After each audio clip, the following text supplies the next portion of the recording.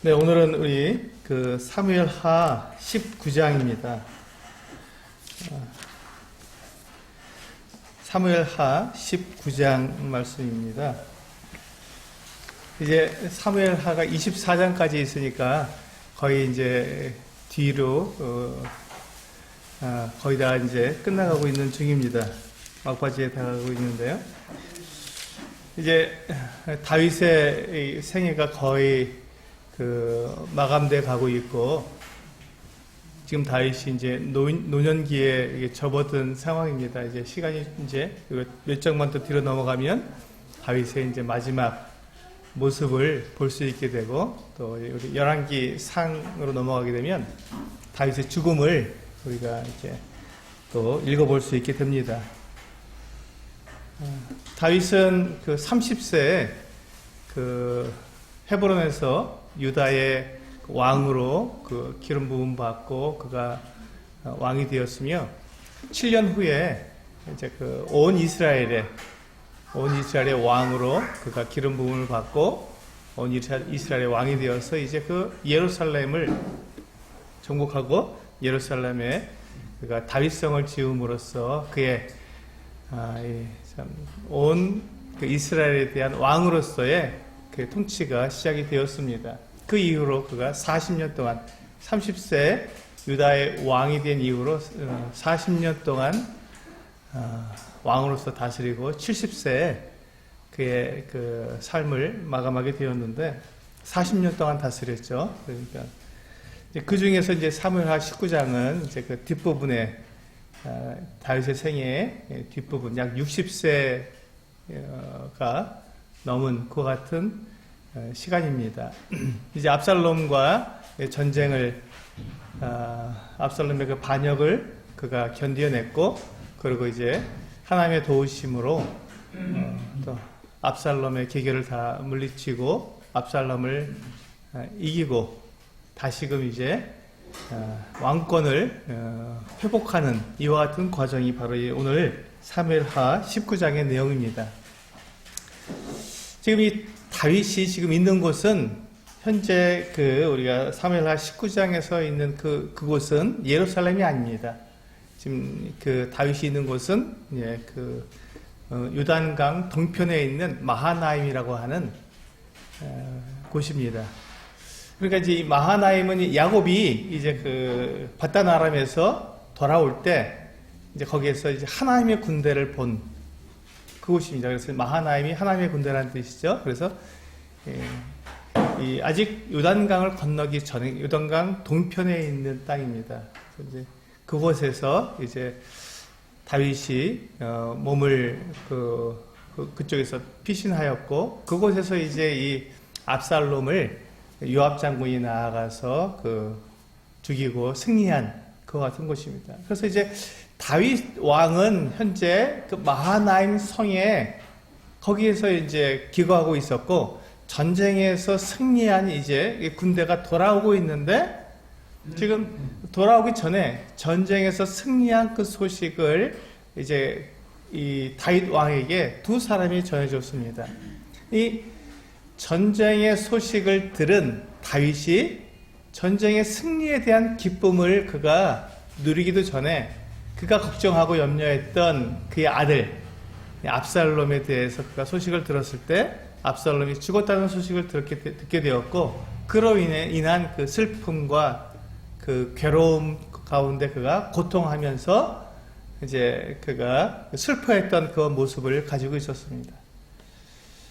그런데 이 다윗이 그와 같이 자기가 지금 전쟁에서 승리했지만 그 반역한 군대를 다 무찌르고 다시 그의 왕권을 다시 회복했지만, 그는 기뻐하지 못했고, 그는 즐거워하지 못했고, 그는 자기의 그 슬픔, 압살롬, 자기 사랑하는 아들 압살롬이 죽었다는 그 소식 때문에 그는 괴로워서 슬퍼했고 고통스러워했습니다.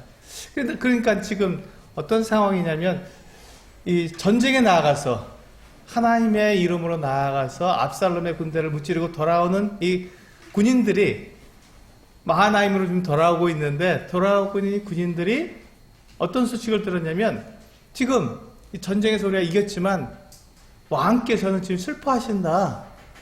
그 아들 압살롬이 죽었기 때문에 슬퍼하신다는 소식을 들은 이 군인들이 만세를 부리면서 막 호기등등하게 막 이렇게 개선장군처럼 이렇게 성으로 돌아올 수 없었습니다. 왕이 슬퍼했기 때문에. 그래서 마치 부끄러운 그런 모습으로 몰래 숨어서 이렇게 조용히 전쟁에 승리했음에도 불구하고 말입니다. 그렇게 들어올 수밖에 없었던 것이죠. 그 소식을 요압 장군이 듣고는 요압이 이제 바로 달려와서 이 다윗 왕을 만났습니다. 그리고 이 다윗 왕에게 지금 왕이시죠. 지금 이 전쟁에 나아가서 승리했는데 이 군인들이 이 백성들이 당신의 그 부하들이 나아가서 목숨을 걸고 나아가서 전쟁을 했고 그래서 이겨서 지금 다윗 왕이시죠. 지금 왕의 목숨과 왕의 가족들의 목숨과 이 나라를 지켰는데 그들이 지금 돌아올 때 왕이 슬퍼한다는 소식을 듣고는 부끄럽게 마치 패잔명처럼 그렇게 조용히 들어오는 모습, 이것이 옳은 것입니까? 하고 이 왕에게 요압이 이야기를 했습니다. 그러면서 왕이 이제 나가서 왕의 노릇을 하십시오. 아버지의 노릇은 여기서 그치고 이제 왕의 노릇을 하십시오.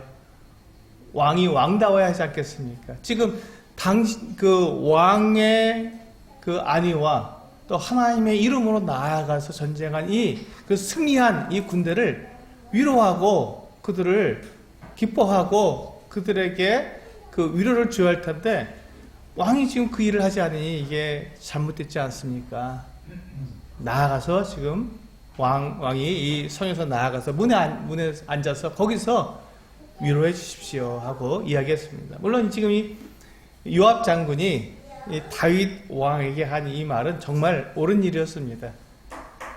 다윗이 자기의 아들 압살롬이 죽은 것에 대한 슬픔은 당연한 거죠. 아버지로서 그 사랑하는 아들을 잃은 것은 당연히 슬픈 일이고 고통스러운 일이었습니다. 그러나 그 지금 다윗의 입장은 한 아버지로서의 입장이 아니라 그는 왕이었습니다. 그리고 이 압살롬은 반역한 자였고 모반한 자였고요.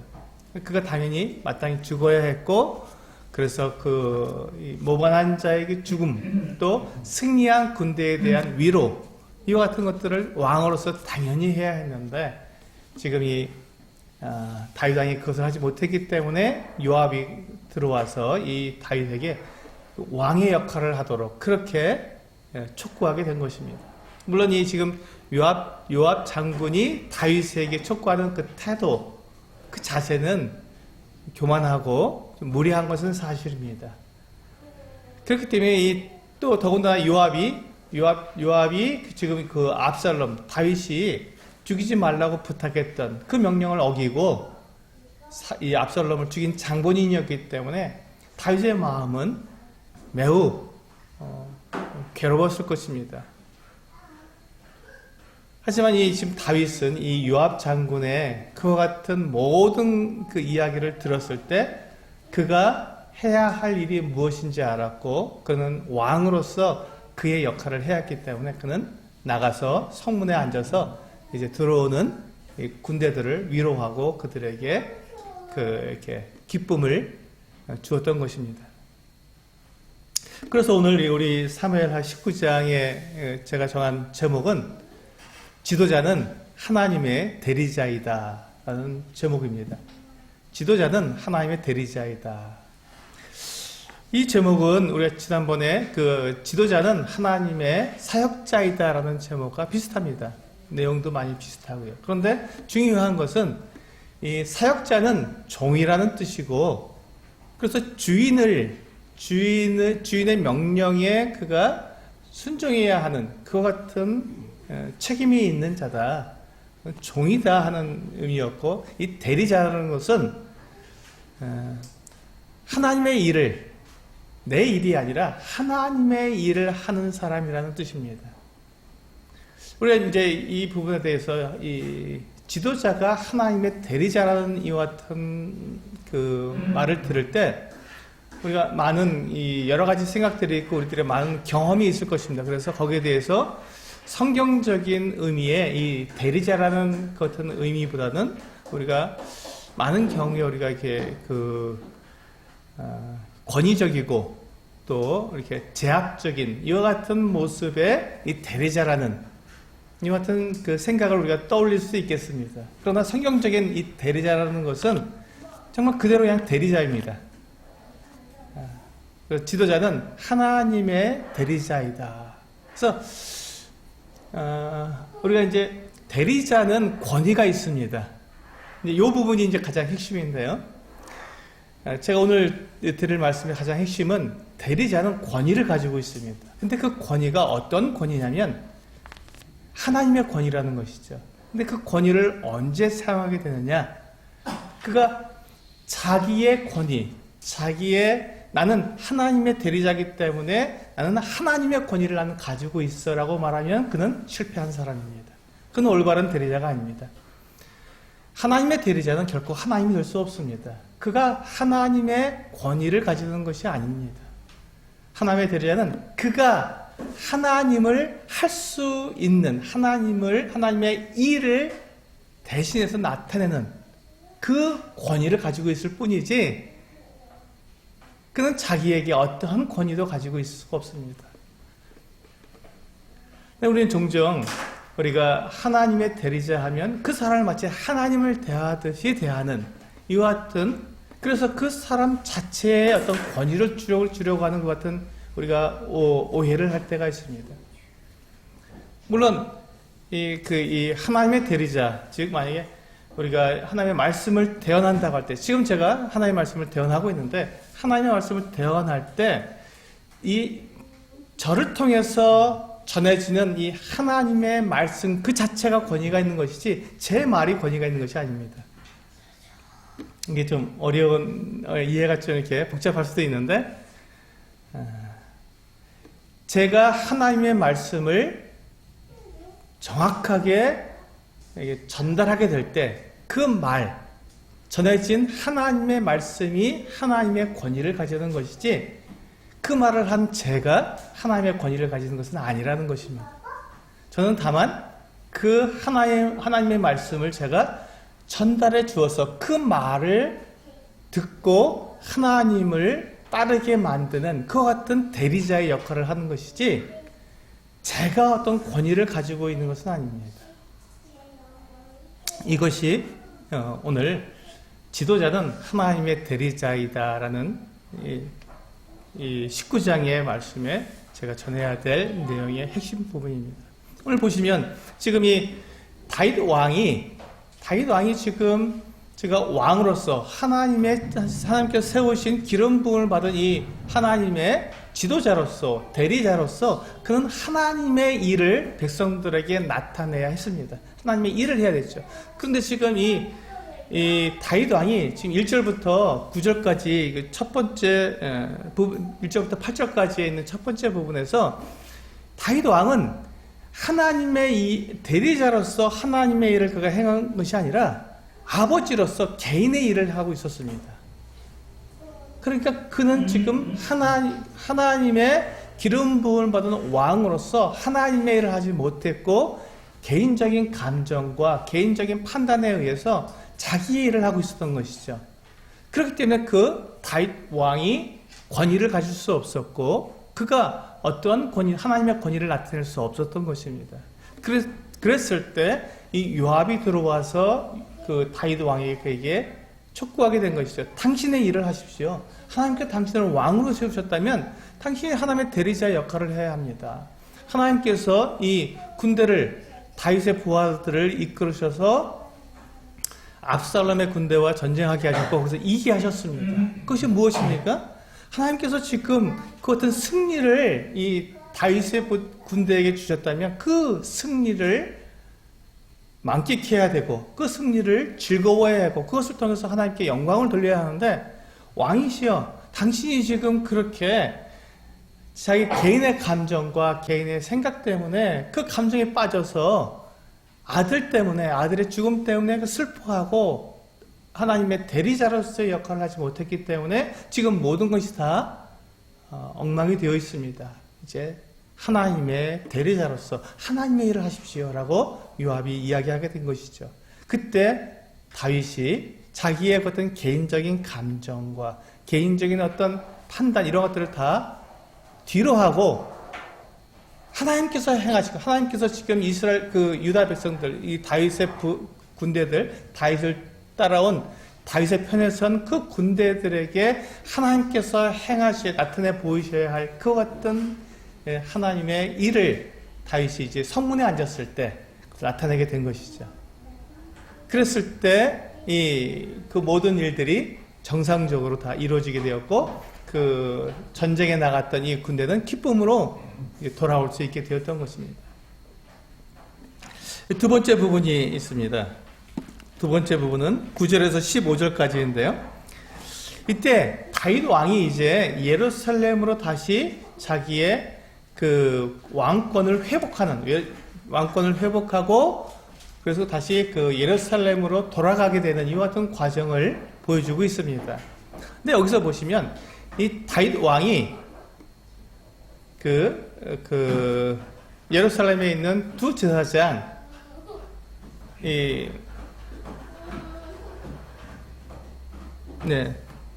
아비아달과 사독에게 연락을 하게 됩니다. 그래서 유다 지파에게 연락을 해서 지금 그 왕을 다시금 예루살렘으로 모셔오는 일에 서두르도록 그렇게 이야기하게 됩니다. 이 내용이 어떤 내용이냐면 지금 그 압살롬에 의해서 다윗 왕이 이제 그 예루살렘에서 쫓겨나서 도망쳤습니다. 그리고 압살롬은 그가 헤브론에서 왕으로 그가 선포되었고 이제 예루살렘을 점령해서 거기서 자기가 이스라엘의 왕됨을 선포했고 많은 이스라엘 백성들이 압살롬을 왕으로 인정했었습니다. 그래서 이 압살롬의 편이 되어서 다윗의 군대와 전쟁을 한 것이죠. 지금 이스라엘 군대가요. 그렇기 때문에 지금 다윗 왕이 자기의 그 왕권에 대해서 불신임을 받았던 것이죠. 지금 이 다윗을 따랐던 몇몇 그 같은 적은 무리의 군대 이외에 대부분의 이스라엘 백성들에 의해서는 다윗이 왕이 아니었던 것입니다. 압살롬이 왕이었죠. 그러므로 지금 이 다윗이 자기가 그냥 전쟁에 이겨서 그대로 예루살렘에 그냥 그가 복귀하게 된다면 그는 자기의 왕권에 대한 권위를 잃어버린 상황에서 그냥 그가 스스로 왕이 되는 것이죠. 그래서 다윗이 그대로 돌아갈 수가 없었습니다. 자기가 잃어버린 그 왕권, 그 권위를 다시 회복하지 않고는 예루살렘으로 돌아갈 수가 없었던 것이죠. 그래서 다윗이 이제 이 아비아달과 사독에게 연락을 해서 유다 지파부터 시작해라. 유다 지파가 나의 고리이고 나의 친척이 있기 때문에 그들이 먼저 나를 이렇게 그 왕으로서 다시금 회복시켜야 온 이스라엘이 회복될 것이 아니냐 하고 아비아달과 이 사독에게 연락을 해서 그들이 유다 지파에게 말을 했고 유다 지파가 그래서 온 유다 지파가 다 다윗을 왕으로 다시금 모셔올 수 있도록 예루살렘에 모셔올 수 있도록 했습니다. 근데 여기에서 이제 유다 지파가 실수한 게 있죠. 자기들의 욕심, 자기들이 그 다윗 왕 앞에서의 공명심 때문에 이 온 이스라엘에게 다 연락을 해서 온 이스라엘이 다 지금 이렇게 나와 이 다윗을 왕으로 다시 회복시켰어야 되는데 자기들만 나오고 또 인근에 있는 그 이스라엘 지파들에게만 연락이 되어서 이스라엘 지파의 절반만 나오게 됩니다. 유다 지파와 이스라엘 지파의 절반만 나오게 되는 것이죠. 이것이 이제 맨 마지막 부분에서 이제 그 40절부터인가요? 거기서부터 43절까지 그 부분에서 이제 서로의 다툼이 일어나게 되는. 그래서 나중에 남북 왕국으로의 이 그 분열 왕국의 그 같은 단초를 마련해 놓는 이 같은 모습이 되게 됩니다. 예, 그래서 이제 이와 같이 다윗이 이제 온 이스라엘에게 알려서 자기가 왕임을 다시금 재천명하게 되고, 그래서 이제 온 이스라엘 지파들이 나와서 다윗을 모셔옴으로써, 예루살렘으로 다시 모셔옴으로써 그가 다시금 온 이스라엘의 왕으로서 그가 권위를 가지게 되는 이 같은 모습을 나타내게 됩니다. 그렇습니다. 이제 이와 같은 모습이 왜 다윗에게 필요했느냐? 다윗이 왕으로서 왜 지금 이와 같은 과정을 자기를 드러내기 위해서, 자기를 높이기 위해서 이와 같은 과정을 행하게 되느냐? 그렇지 않다는 것이죠. 그는 하나님의 대리자였기 때문에, 지도자는 하나님의 대리자이기 때문에 그가 하나님의 대리자로서의 역할을 충분히 감당하기 위해서는 이와 같은 과정이 필요한 것이죠. 인정을 받아야 하고, 백성들에게 인정을 받아야 되고, 백성들이 그를 세워야 하는 것입니다. 이런 과정이 필요했던 것이죠. 그래서 다윗은 지금 그와 같은 과정을 밟고 있는 것입니다. 그래서 이제 그게 이제 두 번째 9절에서 15절까지 부분이고요. 세 번째 부분에서 우리 16절에서 39절까지가 이제 세 번째 부분인데요. 이게 가장 다윗이 하나님의 대리자로서의 가장 확실한 모습을 보여주고 있는 부분입니다. 그가 이제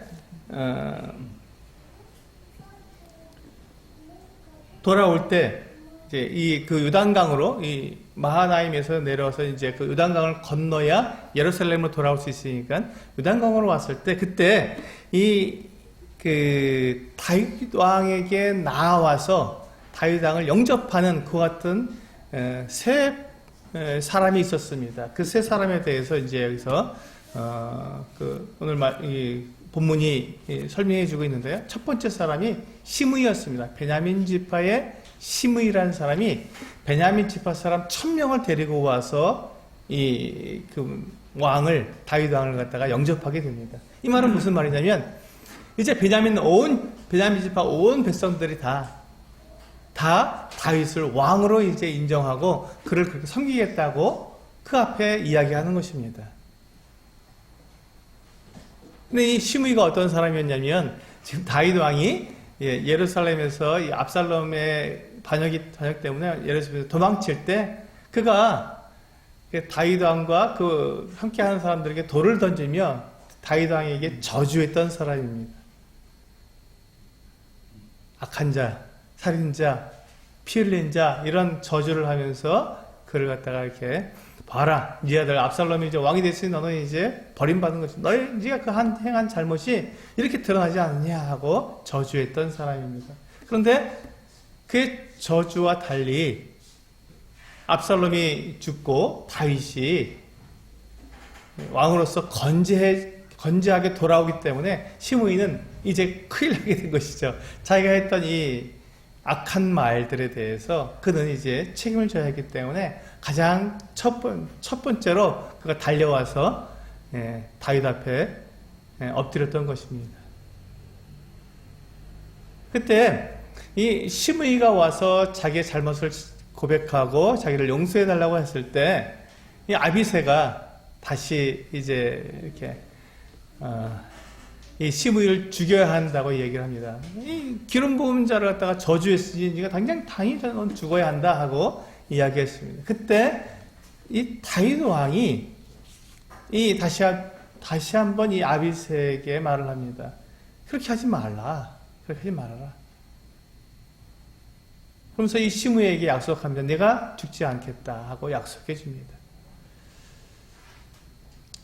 지금 이 장면에서 지금 이 다윗 왕이 자기가 지금 온 이스라엘의 왕으로서 재천명이 되고, 특별히 전임 그 왕이었던 사울 왕의 지파인 베냐민 지파 사람들이 이 다윗과 원만한 관계를 맺으려면, 지금 그 베냐민 지파의 유력한 사람이 1000명을 이끌고 올 수 있는 사람이라면 얼마나 유력한 사람이겠습니까, 시므이가. 그 사람을 죽이게 된다면 이 베냐민 지파와는 원수관이 되겠죠.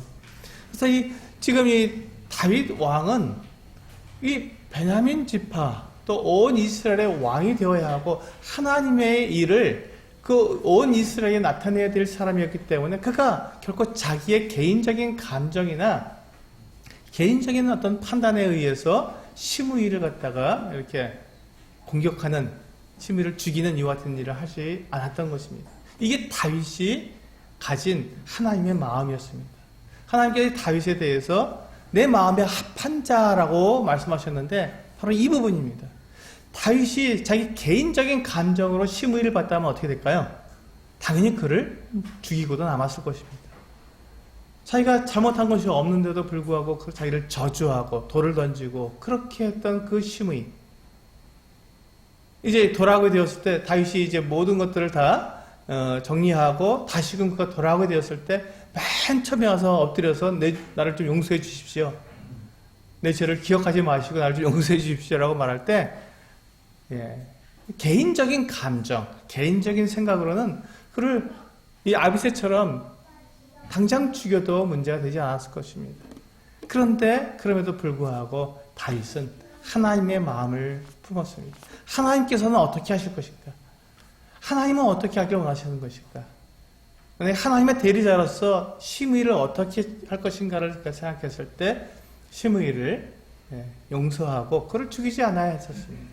그래야 베냐민 지파가 온전히 하나님 앞에 하나가 될 수 있었고 온 이스라엘이 다 하나님 앞에 하나가 될 수 있었기 때문에 다윗은 여기에서 그의 개인적인 자기의 일을 하지 않고 하나님의 일을 했던 것이죠. 이게 하나님의 대리자가 하는 것입니다. 그 시므이와 함께 사실 지금 사울 왕의 집사였던 시바가 같이 왔습니다. 시바도 역시 베냐민 지파 사람이었기 때문에 같이 왔습니다. 근데 이 시바가 지금 같이 이 시므이와 같이 왔지만 그는 아무 말도 할 수 없었습니다. 왜냐하면 그가 그 다윗 왕을 속였고 또한 자기의 주인인 무비보셋을 그가 음해했기 때문에, 그때 그는 여기서 아무 말도 할 수 없었습니다. 두 번째로 나온 사람이 바로 이 무비보셋이죠. 시바가 다윗 왕이 그렇게 예루살렘에서 피신할 때 그가 나귀와 음식을 가지고 와서 이 다윗 왕의 마음을 기쁘게 해주고, 그러면서 무비보셋은 지금 반역자들과 한패가 됐습니다 라고 이렇게 모함했었습니다. 근데 지금 그때 이 다윗 왕이 그때 순간적인, 그때 급하게 판단하고 그래서 이 무비보셋의 모든 재산을 이 시바에게 다 주었습니다. 아마 시바가 그와 같은 이 무비보셋의 재산을 빼앗으려고 다윗 왕에게 그렇게 했던 것 같습니다. 다윗 왕이 이제 그 무비보셋의 모든 재산을 다 시바에게 주었기 때문에 시바는 이제 돌아가서 무비보셋의 모든 재산을 그가 다 빼앗았을 것입니다. 다 자기가 차지했을 것입니다. 그리고 무비보셋을 아마 무시했겠죠. 무비보셋이 그 모든 것들을 알고 있었는데 이제 다윗 왕이 다시 돌아오니까 무비보셋이 그가 다윗 왕을 영접하러 요단강까지 나오게 됐던 것입니다. 그때 왕이 물었습니다. 무비보셋이여, 네가 왜 나와 함께 예루살렘을 내가 떠날 때 같이 가지 않았느냐? 네가 왜 지금 그 압살롬 반역자의 편에 들어섰느냐라고 그렇게 물었습니다. 그때 이 무비보셋이, 왕이시여, 저는 다리를 다 저는 사람이라 나귀를 타고 가야 되던데 내 종이 나를 속이고 또 왕에게 나아가서 자기에 대해서 모함을 했습니다. 근데 이렇게 무사히 돌아오게 되셨으니 그러니 왕이시여 정말 너무너무 감사합니다 라고 이렇게 얘기합니다. 그러면서 자기가 이렇게 다리를 저는 사람인데 저희가 무슨 그 야망이 있어서 그렇게 그 반역자들과 함께 하겠습니까? 단 제가 그 왕의 상에 앉아서 먹게 되는 이 자체가 저는 너무나도 감사하고 그것으로 충분했습니다 라고 이야기하게 됩니다. 그러자 이제 다윗이 자기가 이제 시바에게 다 그 재산을 주었는데 그것을 어떤 일로 할 수가 없으니까 이 다윗이 이제 무비보셋에게 그렇게 다시 명령합니다. 너의 밭을 시바와 나누라. 절반씩 나누도록. 절반씩 나누도록. 왜냐하면 시바에게 다 주었는데 그걸 도로 뺏어서 줄 수 없으니까 다시 자기가 판단을 잘못했던 그와 같은 것에 대해서 다 돌려줄 수가 없어서 절반씩 나누게 했습니다. 무비보셋은 다 줘도 상관없습니다. 저는 왕의 상에서 먹는데 제가 그것이 무엇이 필요하겠습니까? 다 줘도 상관없습니다. 라고 이야기를 합니다. 이 무비보셋은 이후에도 보면요, 계속 무비보셋의 자손들이 계속해서 이 다윗 왕가에서 굉장히 이렇게 충성하는 그와 같은 자녀들 이렇게 그 사람들로서 나오게 됩니다. 그러니까 무비보셋이 정말 이 진실되게 다윗을 사랑했고 다윗에게 충성했던 모습을 우리 여기서 알 수가 있게 됩니다. 시바는 그와 같이 속였고 그 속임수에 넘어간 이 다윗 왕이 실수를 한 것이죠. 그래서 이 무비보셋의 재산을 반반씩 나눠줄 수밖에 없는. 그러니까 이 지금 하나님의 대리자로서 지도자는 어떤 판단을 하고 어떤 결정을 내릴 때 조심하고 주의하지 않으면 어떤 실수를 하게 된다는 것입니다. 근데 그것을 회복하기가 어려운, 지도자가 내린 결정이 잘못된 결정이라 할지라도 그것을 다시 회복하기가 정말로 어렵습니다. 그래서 그 지도자는 하나님의 대리자로서 어떤 판단을 하고 어떤 결정을 내릴 때는 대단히 신중해야 하며 모든 것을 다 알아보고 결정을 내려야 하는 것입니다. 이제 세 번째로 이제 그 다윗 왕을 영접하러 나온 사람이 바르실레입니다. 이 바르실레는 본문에서 보면 이 80세가 된 노인인데 이 바르실레 역시 이제 이 다윗 왕이 예루살렘에서 도망치게 될 때 그가 나와서 음식으로 그 음식과 각종 이 기구들을 제공해준 그 같은 사람이었습니다. 뿐만 아니라 이 다윗 왕이 마하나임 성에 들어가서 거기서 이제 지내게 될 때에도 다윗 왕과 그 부하들에게 필요한 것들을 계속해서 공급해 주었던 사람으로 나옵니다. 근데 한번 생각해 보시길 바랍니다. 지금 다윗 왕이 이렇게 피신해서 요단강을 건너고 또 마하나임으로 들어가 있을 때 그 모습은 완전히 이건 몰락한 왕이잖아요. 몰락한 왕이고 지금 승기는 누가 잡고 있었냐면 이 압살롬이라고 하는 다윗 왕의 아들이 가지고 있었습니다. 그리고 이 압살롬의 군대는 이스라엘 온 백성들을 다 군사로 모집했기 때문에 엄청나게 많았고 다윗의 군대는 얼마 되지 않았습니다. 이와 같은 때 다윗을 돕고 다윗이 그 마하나임 성에 이렇게 기거하고 있을 때 계속해서 그 같은 필요를 먹을 것과 필요한 것들을 공급했다는 것은 무엇을 말하냐면 이 바르실레는 다윗이 하나님의 기름 부음 받은 하나님의 대리자요, 하나님께서 세우시는 왕이라는 것을 조금도 의심하지 않았다는 것이죠. 그리고 압살롬이 지금 예루살렘에서 왕이 되었고 그의 군대가 그렇게 많았으며 그가 승기를 잡은 것 같아 보였어도 이 바르실레가 볼 때 그것이 온전한 왕이, 정상적인 왕이 아니라는 것을 알았던 것이죠. 그래서 그가 다윗 왕을 도왔던 것이고 끝까지 다윗 왕과 함께 했던 그 같은 모습을 보게 됩니다. 이 같은 모습이 정말 이 다윗 왕의 마음에 합한 것이죠. 너무너무 이 바르실레를 봤을 때 너무 고마웠던 것이죠. 그렇지 않겠습니까? 그렇게 어렵고 힘들 때 함께하고 믿어주고 동행한 그 사람에 대해서 다윗 왕은 너무나도 고마웠고 자기가 또한 그 사람에 대해서 또한 이렇게 상을 주고 싶었던 것이죠. 그래서 이 다윗 왕이 바르실레에게 말을 합니다. 나와 같이 요단강을 건너서 이제 예루살렘에 가서 거기서 살자. 당신이 나를 이제 그 마하나임에 있을 때 나를 공개했던 것처럼 내가 예루살렘에 가면 내가 당신을 이제 공개하겠다. 이렇게 이야기하게 됩니다.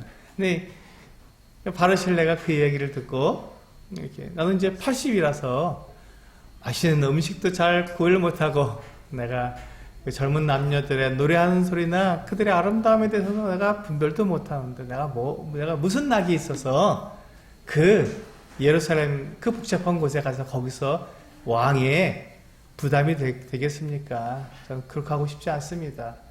저는 제 고향 땅에서 제가 살다가 죽게 해주십시오. 이렇게 이야기합니다. 그러면서 아마도 이 바르실레의 아들 같습니다. 아들이라고 분명히 나오지 않기 때문에 정확히 모르겠는데 아마 아들처럼 보입니다. 이 김함이라고 하는 여기 이 김함이 있으니 이 김함을 나 대신 데리고 가서 그렇게 이 김함에게 합당하게 해주십시오라고 부탁을 합니다. 그래서 이 다윗 왕이 바르실레 대신 김함을 데리고 이제 예루살렘에 가서 이 김함과 함께 생활하게 되는데 이 김함에 대해서 다윗 왕이 정말로 바르실레에게 하는 것처럼 그렇게 잘 돌봐주었던 그 같은 내용이 열왕기상에 계속 나오게 됩니다. 그러니까 지금 다윗이 어떻습니까? 다윗은 지금 그가 자기와 함께한 사람, 자기와 동행한 사람, 자기가 그렇게 어렵고 힘들 때 자기 편이 되어준 그 사람, 하나님의 편이 되었고 또 하나님의 대리자인 자신에 대한 신뢰를 잃지 않고 도왔던 그 바르실레에 대해서 그 정확하게 상을 준 것이죠. 다윗이 지금 누구를 높이며 누구를 낮춰야 하는지 분명히 알았던 것입니다. 그렇습니다. 이게 하나님의 대리자로서 누가 하나님의 편이고 누가 하나님의 편이 아닌지를 정확하게 구별하는 것이 대단히 중요한 것이죠. 그래서 이제 이 다윗이 이 바르실레와 함께 요단강을 건너갔고 거기서 이제 바르실레와 인사를 나누고 헤어져서 다윗 왕은 예루살렘으로 가게 됩니다.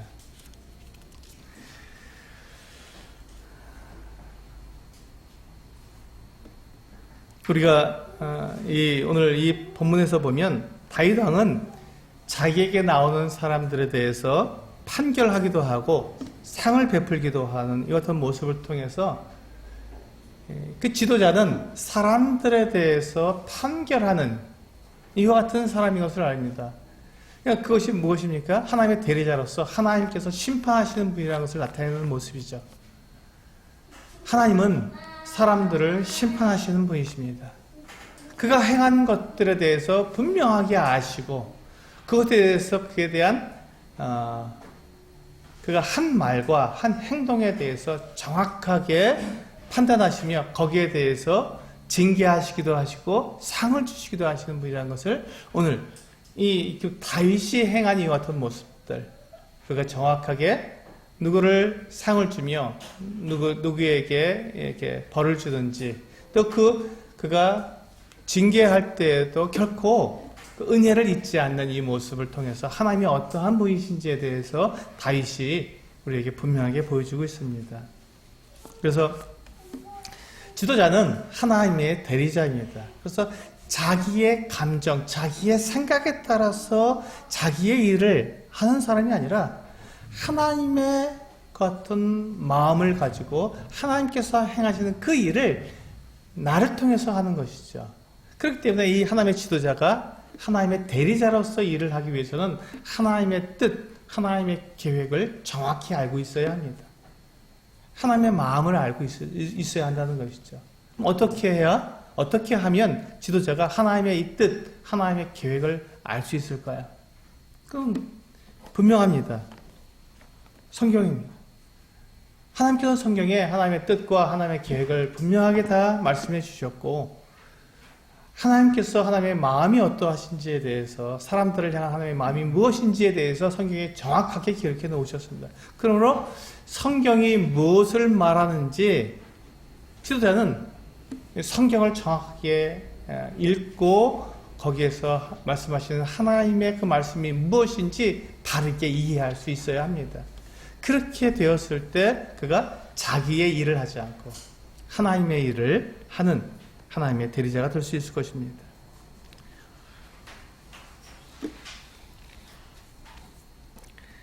우리 사도행전 20장 28절 한번 지금 보시겠습니다. 신약성경 사도행전 20장 28절입니다.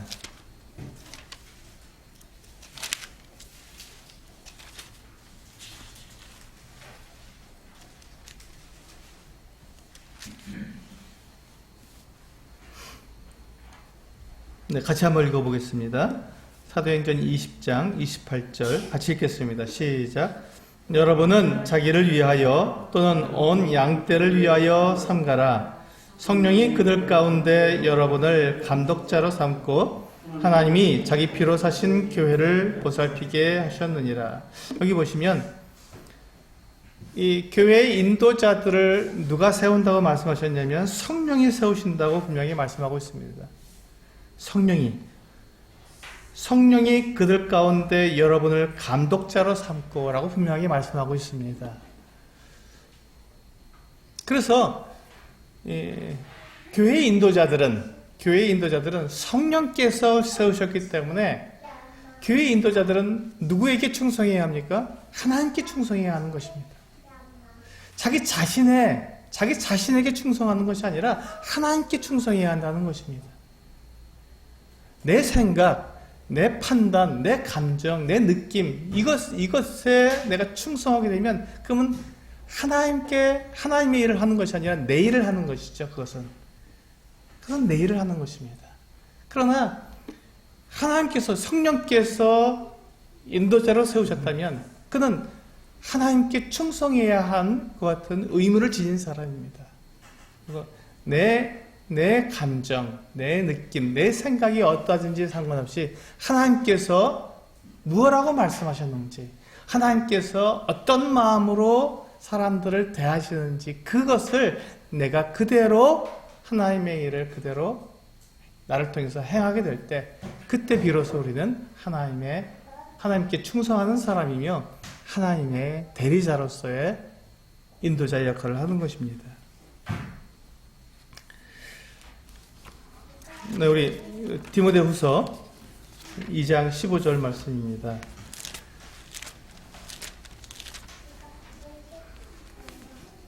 디모데후서 2장 15절.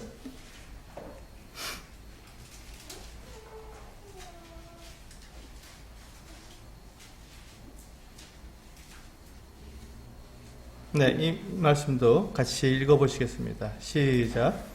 너는 진리의 말씀을 옳게 분별하며 부끄러울 것이 없는 일꾼으로 인정된 자로 자신을 하나님 앞에 드리기를 힘쓰라. 그렇습니다. 그래서 이 하나님의 그 대리자로서 지도자가 하나님의 대리자의 역할을 정확하게 하기 위해서는 하나님의 말씀을 정확하게 옳게 분별할 수 있어야 하는 것이죠. 옳게 분별할 수 있어야 합니다. 여기에서 우리는 그 인도자의 참 이 어려움, 인도자의 고충이 있습니다. 하나님의 말씀을 우리가 옳게 분별한다는 것이 얼마나 어려운 일인지, 참 이 성경을 이해하고 성경 읽고 연구하면 할수록 더 정말 하나님의 온전하신 말씀을 옳게 분별하는 것이 얼마나 어려운지 그것을 더 이렇게 체감하게 됩니다. 그렇기 때문에 우리는 더욱더 자신을 경성시켜야 하고 자기를 쳐서 복종시켜야 하고 내 생각이나 내 느낌, 내 경험, 내가 미리 알았던 선지식 이런 같은 것에 의해서 내가 어떤 것을 판단하거나 결정을 내리지 않기 위해서 정말 애를 써야 하며 성경에서 하나님께서 정말 무엇이라고 말씀하고 있는지를 좀 더 살펴보고 연구하는 그 같은 모습이 필요한 것이죠. 그렇게 했을 때 우리 마지막으로 고린도전서 3장 말씀 한번 보시겠습니다. 고린도전서 3장 12절에서 15절에 있는 말씀을 보시겠습니다. 고린도전서 3장 12절에서 15절에 있는 말씀입니다. 네, 또 같이 읽겠습니다. 시작. 만일 누구든지 금이나 은이나 보석이나 나무나 풀이나 짚으로 이 터 위에 세우면 각 사람의 공적이 나타날 터인데 그날이 공적을 밝히리니 이는 불로 나타내고 그 불이 각 사람의 공적이 어떠한 것을 시험할 것임이라. 만일 누구든지 그 위에 세운 공적이 그대로 있으면 상을 받고 누구든지 그 공적이 불타면 해를 받으리니 그러나 자신은 구원을 받되 불 가운데서 받은 것 같으리라. 여기 보시면 지금 이 대상 누구든지 그리스도의 터 위에 건물을 세우는데 그 건물을 세운 것에 대한 그 공적을 시험하게 된다는데 이 건물을 세우는 그리스도 터 위에 세우는 건물을 세우는 이 건축자가 누구냐면 지도자들입니다. 교회의 인도자들을 말하고 있습니다. 그 앞에 나오죠. 우리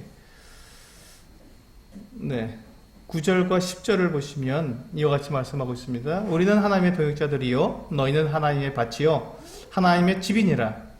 10절 내게 주신 하나님의 은혜를 따라 내가 지혜로운 건축자와 같이 터를 닦아두매 다른 이가 그 위에 세우나 그러나 각각 어떻게 그 위에 세울까를 조심할지니라. 여기 보시면 이와 같이 지금 바울이 그리스도의 터를 닦아두었는데 그 위에 일꾼들이 와서 이제 건물을 짓는다는 것이죠.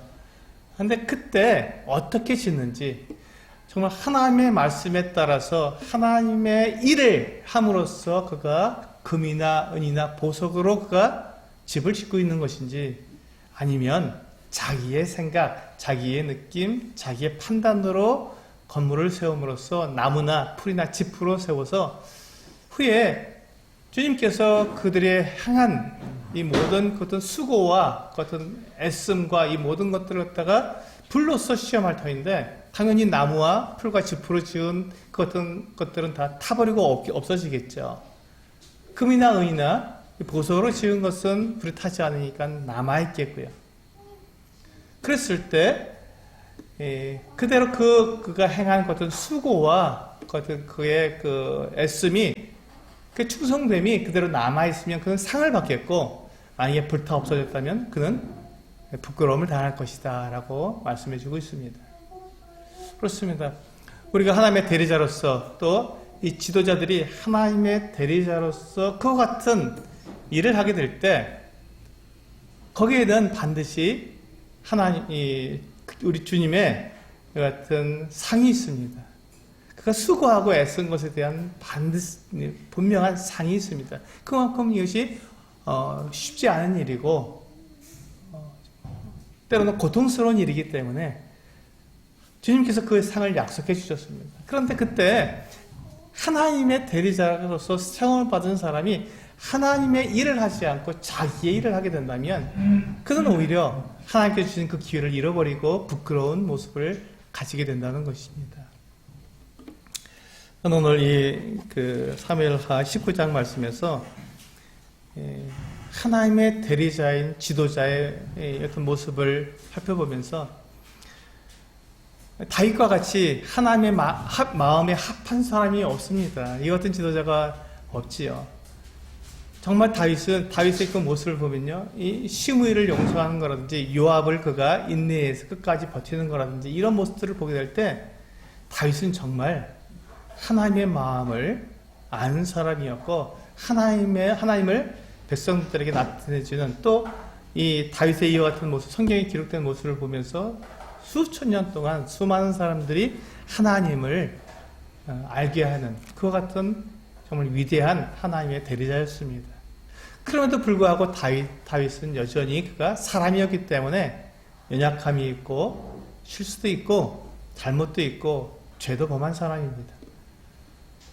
그래서 지도자는 완벽한 사람이 아니라 지도자는 우리와 동일하게 연약한 사람들이고 또 그에게서 잘못과 실수가 분명히 있는 것입니다. 그러므로 우리는 지도자를 우리가 보게 될 때 완벽한 모습을 보는 것이 아니라 충분히 만족할 만한 그 정도면 충분해 라고 말할 정도의 그 같은 모습을 우리는 요구해야 한다는 것입니다. 그것은 지도자 본인도 그렇게 하나님 앞에서 그것을 그렇게 생각해야 합니다. 그런데 그럼에도 불구하고 충성해야 되는 모습은 있습니다. 하나님의 말씀에 대해서, 하나님께서 그에게 부탁하신 일에 대해서 그는 하나님께 충성해야 되는 그 어떤 연약함과 부족함과 실수와 잘못과 죄가 있지만, 그럼에도 불구하고 한 가지 잊지 말아야 할 것은 하나님께 충성해야 하는 것. 그것이 바로 하나님의 대리자인 지도자들에게 요구되는 모습입니다.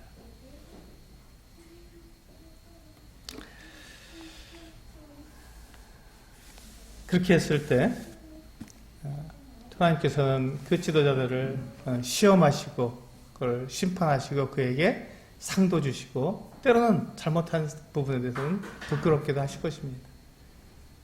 이것을 우리는 바라보고 하나님 앞에서 하나님의 대리자로서 내 말, 내 생각, 내 판단, 내 경험을 가지고 내 일을 하는 것이 아니라 하나님께서 무엇을 말씀하셨는지, 하나님은 어떠한 마음으로 사람들을 대하시는지를 분명히 알아서 하나님의 일을 하는 하나님의 대리자가 되어야 할 것입니다. 네, 우리 같이 기도하시고 마치도록 하겠습니다.